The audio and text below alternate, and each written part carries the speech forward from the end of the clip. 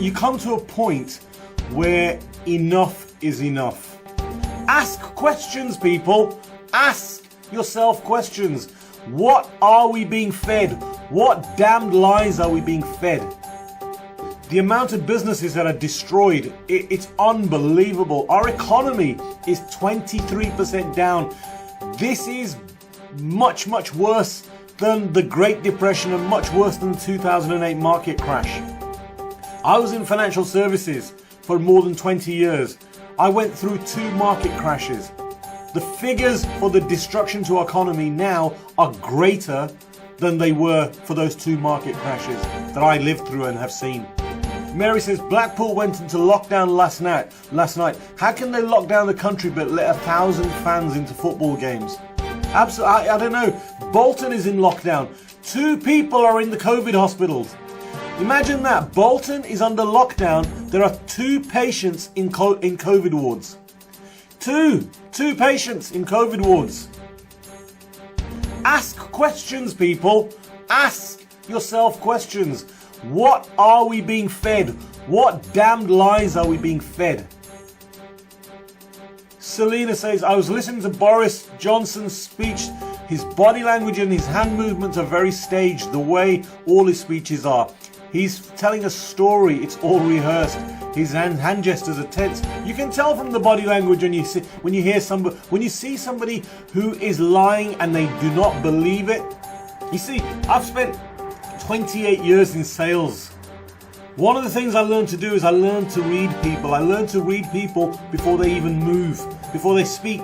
And you can see in the facial expressions, you can see it in the body language, and you can tell a person who's not telling the story as it is.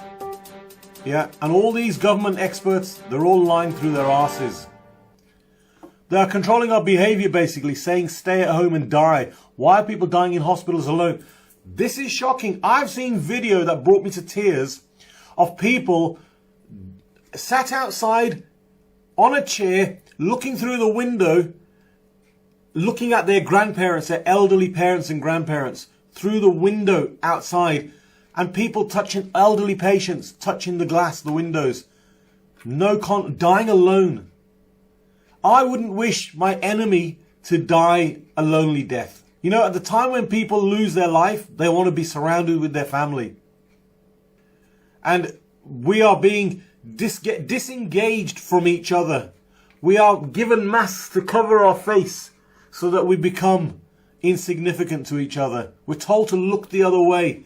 You walk past people in the supermarkets, they look the other way. Mark,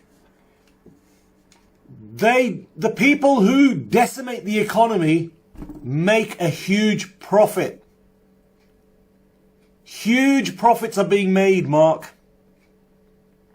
And I'm very sorry that you've lost family. So did I. I lost relatives. But I know their death certificates say COVID-19. But I know they didn't die of COVID-19. I've got friends here watching who were ill in hospital, and they're here now watching, who were told, who saw in the wards. I went into the hospitals to look around. I saw empty hospitals at the peak. My daughter had an appointment at one of the biggest hospitals in the country. And I went into the hospital. While she went in for her day surgery, I looked around. I spent a whole hour wandering around the wards. And I saw empty wards. I saw empty ward after empty ward. Yes, people are dying, Mark. Yeah, and it's sad. But guess what? More people die from the common flu, which is also a coronavirus.